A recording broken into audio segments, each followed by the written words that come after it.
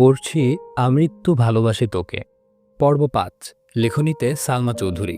আবির মায়ের উদ্দেশ্যে ঠাট্টার স্বরে বলে উঠল, এর উল্টোটাও তো হতে পারে। যেমন তোমার বৌমা তোমার কোলে ঘুমিয়ে গেল আর তুমি তাকে ঘুম পাড়াতে পাড়াতে আমার জন্য অপেক্ষা করলে। ছেলের এরকম ঠাট্টায় ভ্যাবাচাকা খেলেন মালিহা খান। আবির পুনরায় শান্ত অথচ কড়া স্বরে বলে উঠল, কাল থেকে তোমায় যেন বসে থাকতে না দেখি। আমার কিছু লাগলে চেয়ে নিব, আর খাবার টেবিলে রেখে দিও, আমি খেয়ে নেব।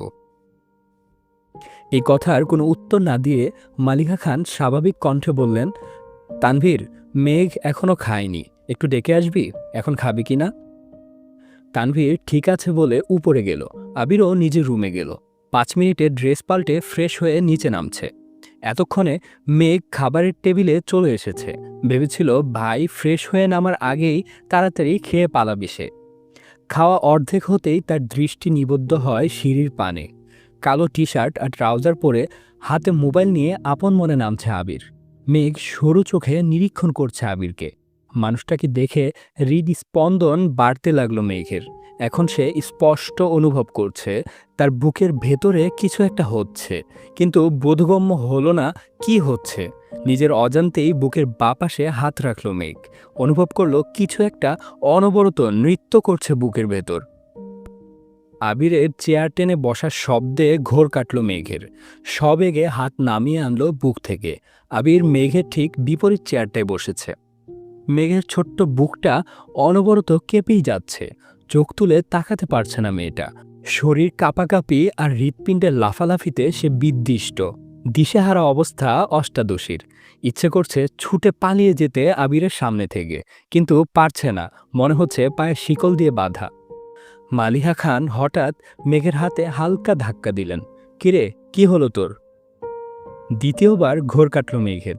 তৎক্ষণাৎ স্বাভাবিক হওয়ার চেষ্টা করলো। কাঁপা কাঁপা গলায় বলল, কিছু না। এই বলে পুনরায় খাওয়ার চেষ্টা করলো, কিন্তু এবার আর গলা দিয়ে খাবার নামছে না মেঘের। গলা শুকিয়ে কাঠ হয়ে গেছে। কাঁপা কাঁপা হাতে গ্লাস নিয়ে ঢকঢক করে অর্ধেক গ্লাস পানি নিমিষেই শেষ করে ফেলল মেঘ। আবির আপন মনে খাচ্ছে। সামনে বা আশেপাশে কি হচ্ছে এসব দেখার প্রয়োজনই মনে করল না সে। এই জগতের সব কিছু তার আগ্রহ সৃষ্টি করতে অক্ষম। আবিরের গাছাড়া ভাব দেখে কিছুটা স্বাভাবিক হয়ে খাওয়া শুরু করে মেঘ। মাঝখানে এক পলকের জন্য তাকিয়েছিল আবিরের দিকে। কালো টি শার্টে মুখটা কত মায়াবী লাগছিল।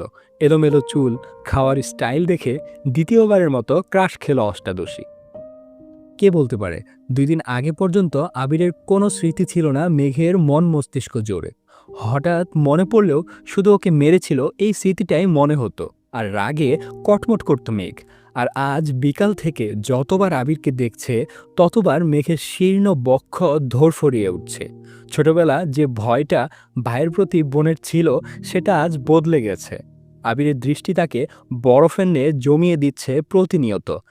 এই দৃষ্টিতে শোচালো কিংবা ধারালো অস্ত্র আছে, যা এক কিশোরীর বক্ষপিঞ্জর এফর ওফর করে দেওয়ার ক্ষমতা রাখে।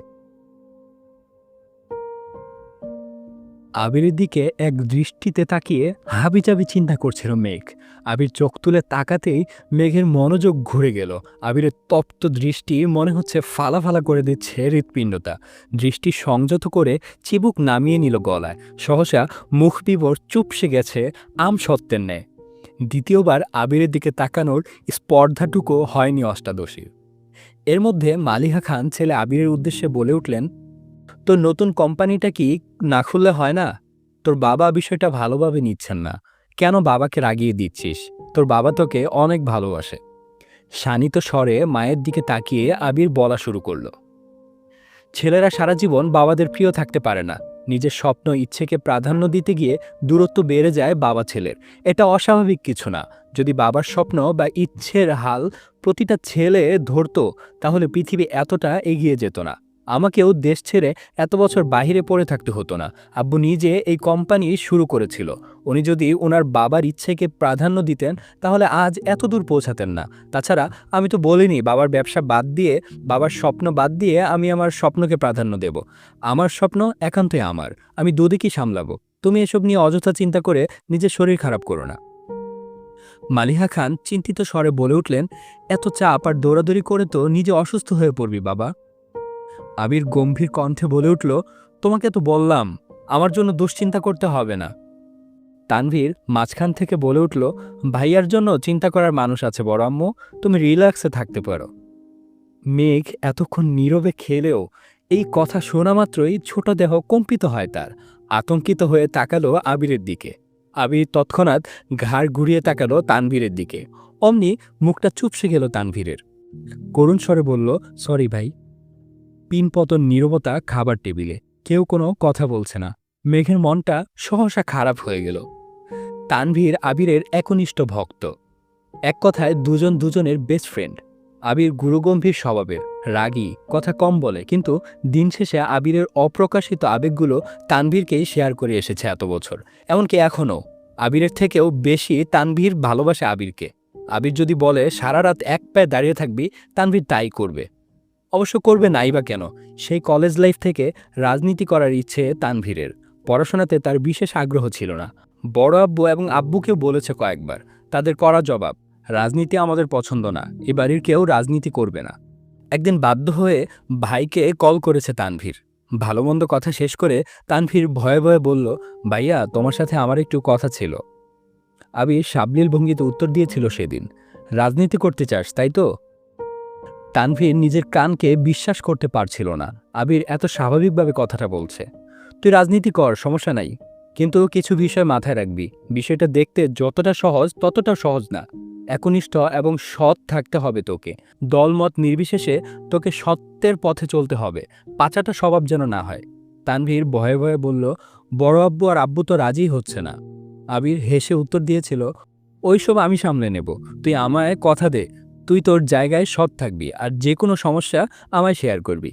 সেদিন খুশিতে তানভীরের চোখ টলমল করছিল। আবির সামনে থাকলে হয়তো জড়িয়ে ধরে কেঁদেও দিত ছেলেটা। সেদিনই ভাইকে কথা দিয়েছে, সে সারা জীবন সৎ থাকবে এবং একনিষ্ঠভাবে রাজনীতি করবে। এরপর থেকে রাজনীতি সম্পর্কিত যত ঝামেলা আছে, কি করা দরকার, কোনটা করলে ভালো হবে, সবই ভাইয়ের সাথে সিদ্ধান্ত নিয়েছে তানভীর। আজ সে ছাত্রলীগের সহসভাপতি।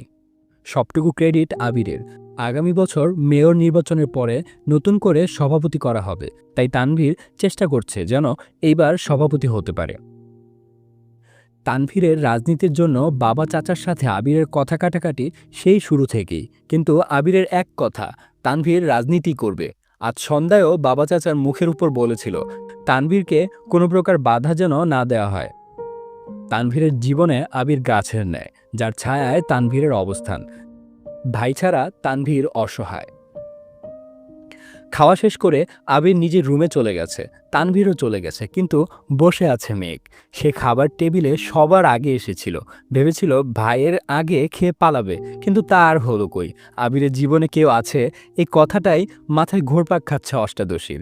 ভাতের প্লেটে আঙ্গুল ঘুরাচ্ছে আর ভাবছে, আমার ছোট্ট মনটা এভাবে ভেঙে গেল, প্রেমে পড়ার আগেই ব্রেকআপ হয়ে গেল, ছি।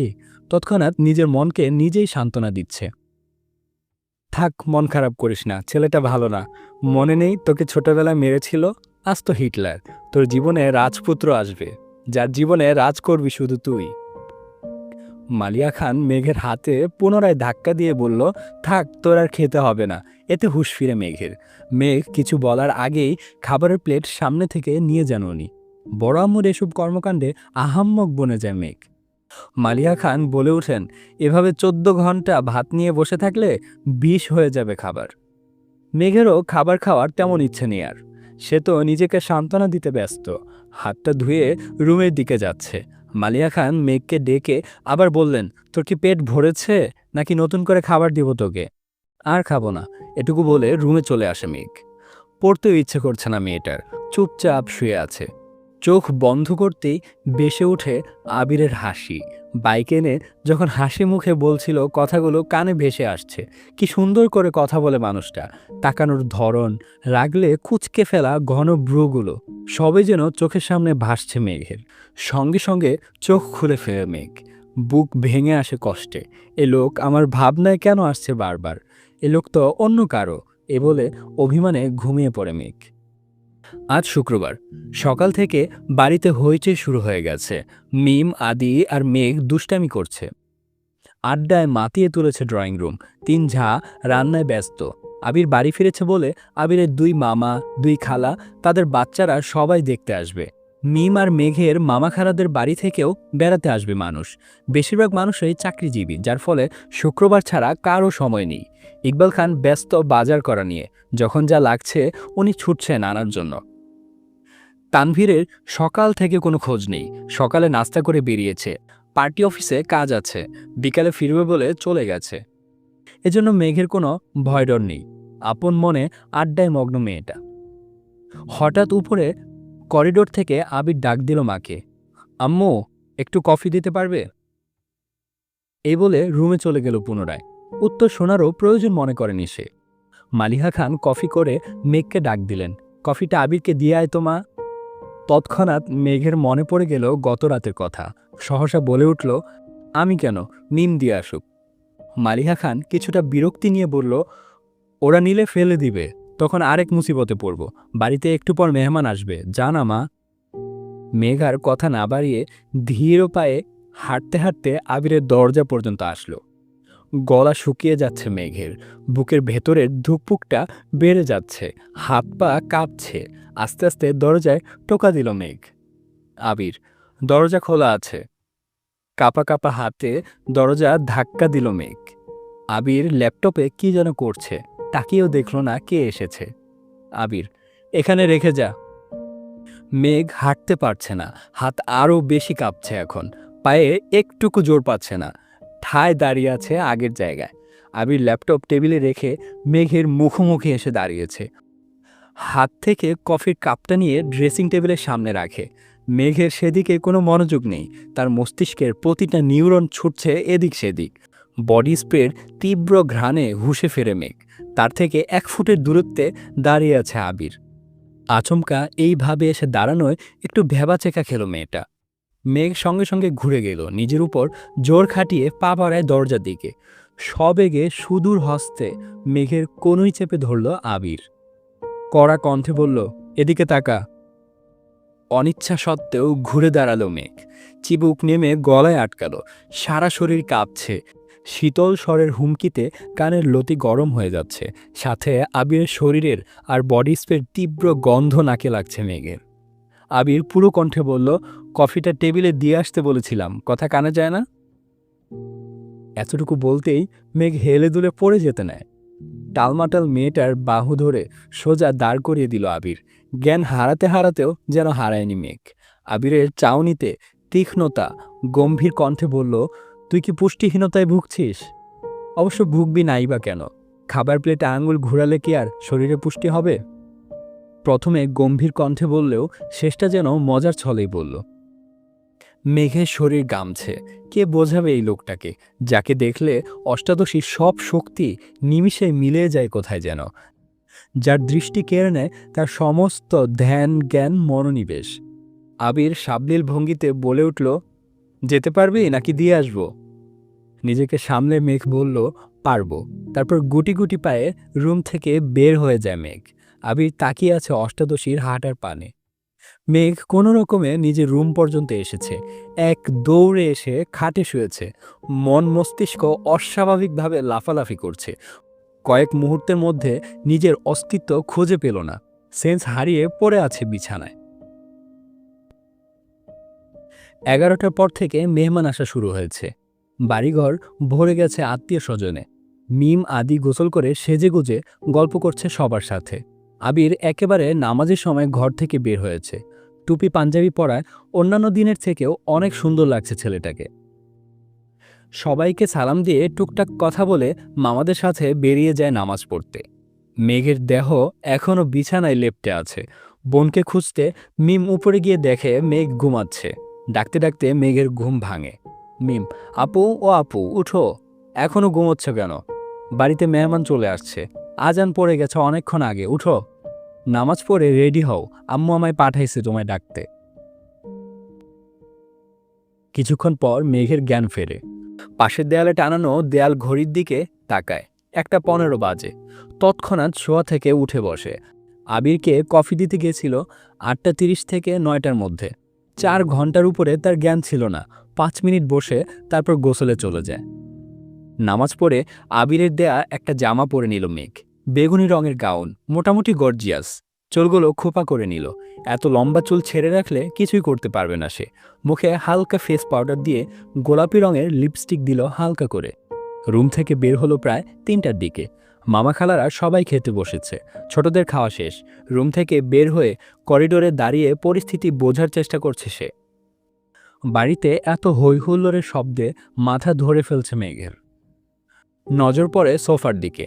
আবিরকে ঘেরাও করে বসে আছে সব মামাতো খালাতো ভাই বোনরা। তার মধ্যে একজনের দিকে নজর পড়ে, স্পেশাল একজন, মালা আপুর দিকে। মালা আপু অনার্স 3য় বর্ষে পড়ছে এখন। আবির ভাইয়ার মামাতো বোন। মালা আপুর একটা বড় আপু আছে, উনি মাইশা। ওনার পড়াশোনা শেষ, জব করছেন এখন। 2 বোনই এসেছেন, কিন্তু মালা আপুর দৃষ্টি কেমন জানি আবির ভাইয়ার দিকে এমনভাবে তাকিয়ে আছে যেন চোখ দিয়ে গিলে খাবে আবির ভাইকে। বিষয়টা দেখেই মেঘের মেজাজ গরম হয়ে গেছে। তৎক্ষণাৎ মনে পড়ে গেল গত রাতের কথা। তানভীর ভাইয়া তো বলেছিল আবির ভাইয়ের জীবনে কেউ আছে, মালা আপুই কি সেই কেউটা? ভাবতেই বুক ভরে ওঠে কষ্টে। আবিরের সমবয়সী একটা ভাইয়া আছে, নাম সাকিব। উনি আবির ভাইয়ার 2য় বেস্ট ফ্রেন্ড বলা চলে। আরও কয়েকটা ছোট ভাই আবির ভাইকে এটা সেটা অনেক কথা জিজ্ঞেস করছে, বিদেশে কেমন লাগে, পড়াশোনা কেমন, কিভাবে থাকতে হয়, এসব। মেঘ ধীর স্থির পায়ে সিঁড়ি দিয়ে নামছে। আবির এক পলক তাকায় সেদিকে, পুনরায় ভাইদের কথায় মনোযোগ দেয়। মেঘকে দেখে 2-4 জন ডাক শুরু করে, এই মেঘ কেমন আছিস, এদিকে আয়। মিম ছুটে আসে মেঘের দিকে, আপু তোমাকে অনেক সুন্দর লাগছে মাশাল্লাহ, নজর না লাগি কারো। মেঘ মুচকে হাসল। মিম মেঘকে টেনে নিয়ে সোফায় বসালো। সবার সাথে কথা বলতে বলতে হঠাৎ দৃষ্টি পড়ে আবির ভাইয়ার দিকে। উপর থেকে সে শুধু মালা আপুর নজরটাই দেখেছে। এখন সে আবিরকে দেখছে। নীল পাঞ্জাবি, সাদা প্যান্ট, মাথায় টুপি, আহা কত মায়াবী লাগছে। আবিরের হাস্যোজ্জ্বল মুখটা দেখে প্রেমে পড়ে গেছে মেঘ। যত্রতত্র দৃষ্টি সরিয়ে বাকিদের সাথে কথা বলায় ব্যস্ত হলো। বড়দের খাওয়া শেষ। মেঘ উঠে সবাইকে সালাম দিয়ে খোশ গল্প করতে লাগে। খালামণিদের অনেক দিন পর দেখছে। আগে বিয়েতে গেলে টুকটাক দেখা হতো, কিন্তু তানভীরের অত্যাচারে মেয়েটা বিয়ে বাড়িতে যাওয়া ছেড়েই দিয়েছে। তাই মামি আর খালাদের সাথে দেখা হয় না। মামা অবশ্য মাঝে মাঝে দেখতে আসে, এটা সেটা নিয়ে আসে। সারাদিনের ঘোরাঘুরি শেষে সবাই নিজেদের বাড়ির উদ্দেশ্যে রওনা দেয়। থাকার জন্য বলেছে সবাই, কিন্তু চাকরিজীবীদের কাছে বেড়ানো মানেই কয়েক ঘন্টা। বিদায় বেলায় মালা আপুর আচরণে মাথায় রক্ত উঠে যায় মেঘের। ভালো করে বললে হয় বেড়াতে যাবেন, গায়ে ঢলে পড়ার কি আছে, আশ্চর্য। মালার এরকম আচরণে আবির ভাই তৎক্ষণাৎ সরে না গেলে তো উপরে পড়ে যেত এই মেয়ে। রাগে ফুঁসতে ফুঁসতে মেঘ নিজের রুমে চলে যায়। মেহমানদের বিদায় দিয়ে আবিরও বাইক নিয়ে বেরিয়ে পড়ে কোথায় যেন। মাঝখানে তানভীর একবার এসেছিল, সবার সাথে দেখা করে আবার বেরিয়ে গেছে। পার্টি অফিসে কি নিয়ে ঝামেলা চলছে, তাই বসার সময় হয়নি তার। মেঘ নিজের রুমে দরজা বন্ধ করে কাঁদতে লাগলো, কিন্তু কেন কাঁদছে সে নিজেও জানে না। অতিরিক্ত রাগে কান্না আসে মেয়েটার।